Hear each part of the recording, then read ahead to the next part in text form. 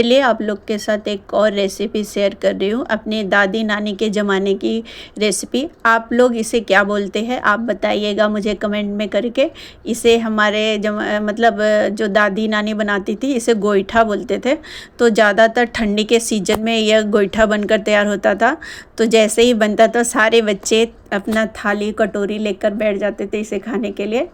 तो इसे बनाने के लिए हमें चना दाल और मूंग दाल की ज़रूरत पड़ेगी। तो हम लोग 2 दालें मिक्स कर कर लेते हैं इसमें। तो हमने आधा कटोरी चना दाल लिया था, आधा कटोरी मूंग दाल लिया था। उसे धोकर अच्छे से रात भर भीगने के लिए रख दिया था। तो पहले के ज़माने जब बनता था ना तो दालें भिगाकर रात से ही पहले ही डिसाइड हो जाता था कि बनना है, गोईठा बनाना है, तो दाल वाल भीग जाता था। रात भर दालें फूले रहती है ना तो उससे ज़्यादा अच्छा बनता है।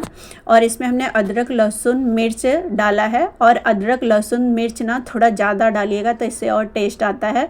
और इसमें हमने थोड़ा सा जीरा डाला है और हींग डाला था। तो ये हमने गांव से हींग लाया था गीला वाला, इसीलिए हमने उसमें ही डालकर इसे ग्राइंड कर दिया है, पीस लिया है।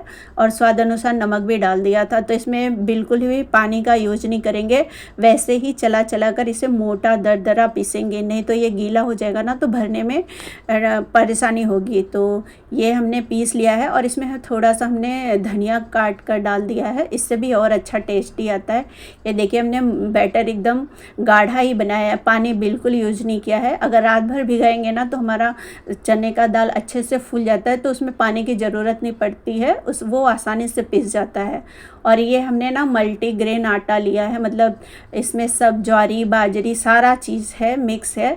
तो उसमें ही हमने बनाया है। अगर आप चाहे तो इसे आटे में भी बना सकते हैं, आटे में भी बनता है। और बट ये ज़्यादातर लोग बाजरे के रोटी उसमें बनाते हैं, आटे में, ज्वारी के आटे में बनाते हैं।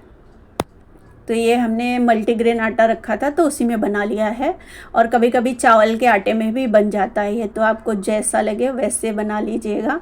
और आजकल ना यूट्यूब में ये जो ठेले पे बिकता है तो सुबह सुबह नाश्ते के रूप में तो आजकल ज़्यादा वायरल हो रहा है ये वाला। इसको फर्रा बोलते हैं, बट हम लोग ज़्यादा इसे गोईठा ही बोलते हैं। तो ये हमने आटा भी गूँथ लिया है।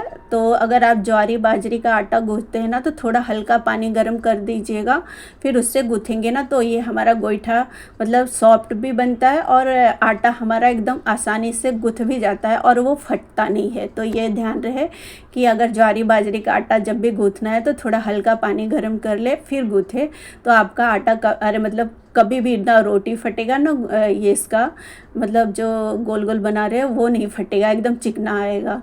तो हमने इसे हाथ से ही बेल लिया है, थोड़ा एकदम छोटा छोटा बनाया है, बड़ा नहीं बनाया है।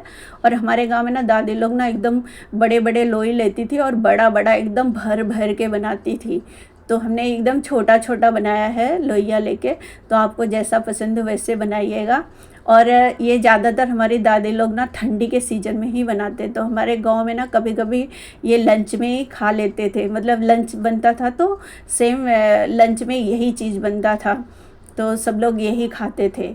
तो ये देखिए हमने छोटा छोटा करके सारे चीज़ें बना ली हैं। तो आप लोग कभी इसे खाए हैं?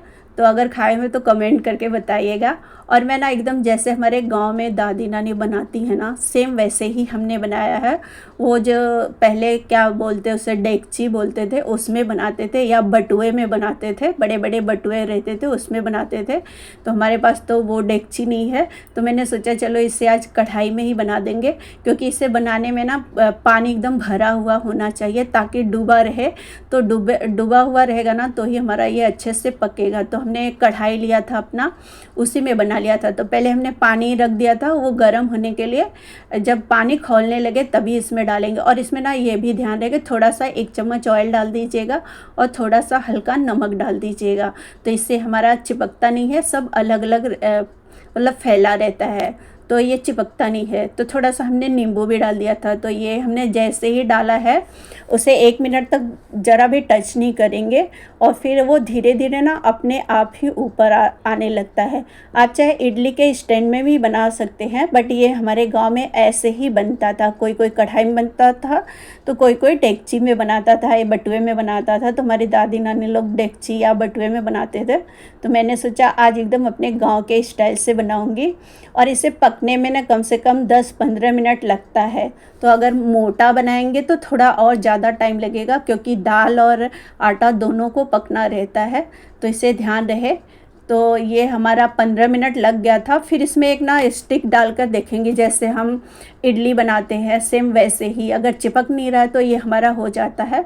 तो 15 मिनट ही लगता है, तो ये स्लो आंच पे ही पकाइएगा और एकदम अच्छे से पक जाता है। और जैसे जैसे हमारा ये पक के ऊपर आएगा ना, तो पानी का मतलब पानी जो रहता है वो एकदम गाढ़ा होने लगता है, तो समझ जाइएगा कि हमारा फर्रा एकदम अच्छा बनकर तैयार होता है। बट ये 15 मिनट में पक्का हो ही जाता है।